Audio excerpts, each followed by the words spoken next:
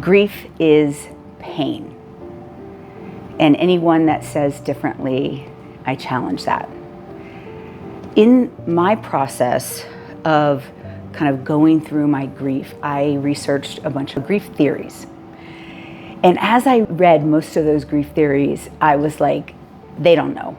They don't understand the pain, for me specifically, of losing children.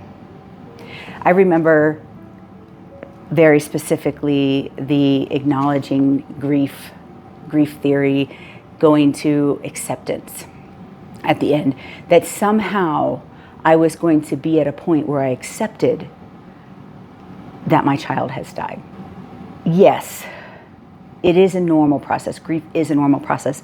That is what all of the grief theories say.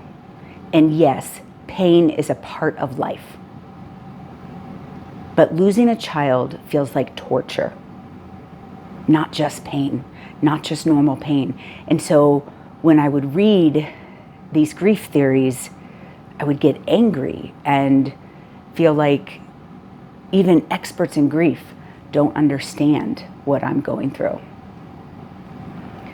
I am passionate about turning my pain into purpose and figuring out personally how to grieve, and then sharing it with each of you on how do you actually grieve.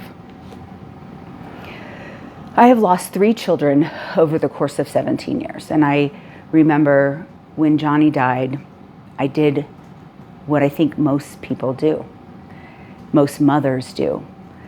My kids were young. I had 5 adopted, 2 biological, and Johnny was a part of a 3-child sibling group that was adopted, and I did not internalize his death as my own grief. I immediately went into mother mode to protect his siblings. And how could this happen to them? And so I went with my, knowledge as a psychiatric nurse practitioner with many years of experience. I looked at grief theories and the one that we talk about all the time, acknowledging grief with the denial, avoidance, anger, questioning, depression, and ultimately acceptance, and tried to help my daughters, Johnny's siblings, get through that process while I continued to raise the other 6 children. So I didn't stop and personally grieve. When Reggie died, which I talked about in the last video, the pain was unbearable. I didn't know that a person could experience that much emotional pain. And again, I wanted nothing to do with professional grief theories. I was like, no one truly understands. This is not a normal process. December 14th, 2021 is when I lost Maya, my other biological child. And I had to figure out how to go deeper in this pain and this grief. And I knew, like I teach, I can't give up.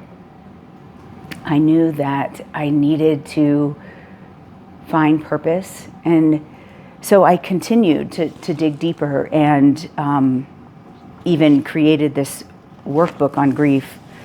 But I studied several grief theories, and the 4 tasks of grief, 6 R's of mourning are very similar. Like it's somehow this process that you go through.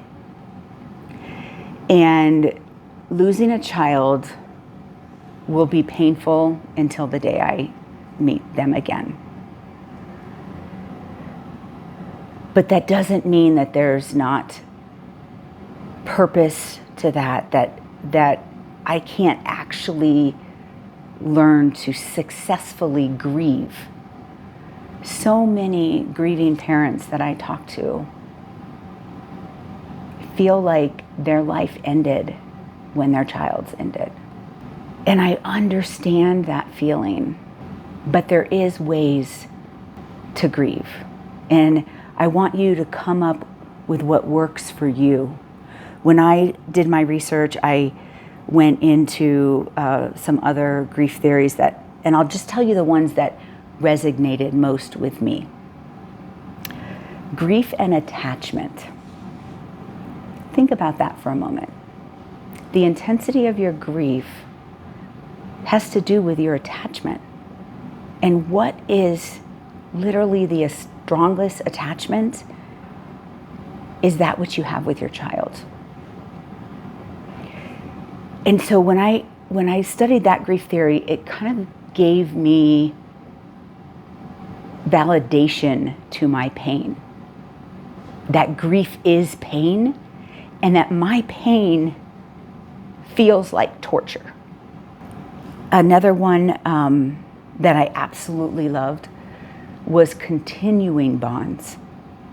So when we talk about those attachments and that those bonds continue. And this is where I had to dive in to my spiritual conflict and needed to have that eternal connection with my children. And that grief theory gave me kind of the insight into this is a real thing that I can try to pursue. And I can tell you, I have been, I would call myself a Christian for many, many years. But I was also under some teaching that would say, absent with the body, present with the Lord, and that people who have died cannot communicate.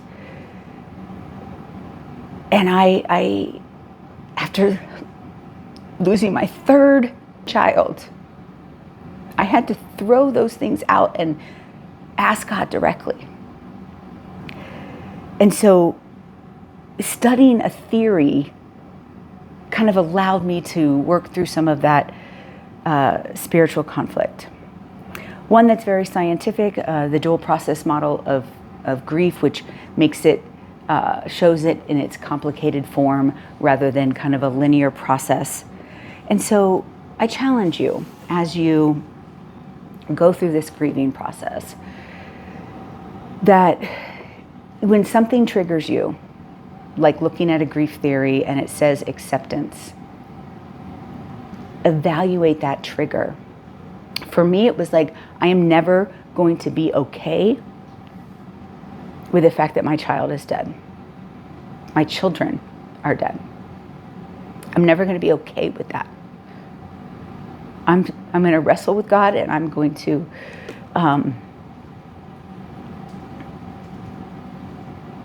struggle with that my whole life.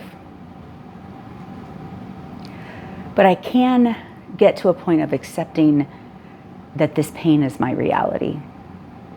And next week I'm going to be talking about how pain and joy can coexist. So what is my advice for today? Last week I talked about never give up. Feel the pain. Address the spiritual conflict. So my first challenge today is to commit to that process. It's long, it's painful. You're not going to go through a workbook and all of a sudden not have pain. But to commit to that process. The second thing is to continue to learn.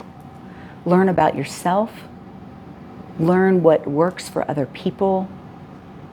And find what works for you. So that with the third thing, you can actually make plans for your future. Which I know in the midst of intense pain, it's hard to look at the future. But that is my challenge to you. Because we can do this. We can be mentally strong.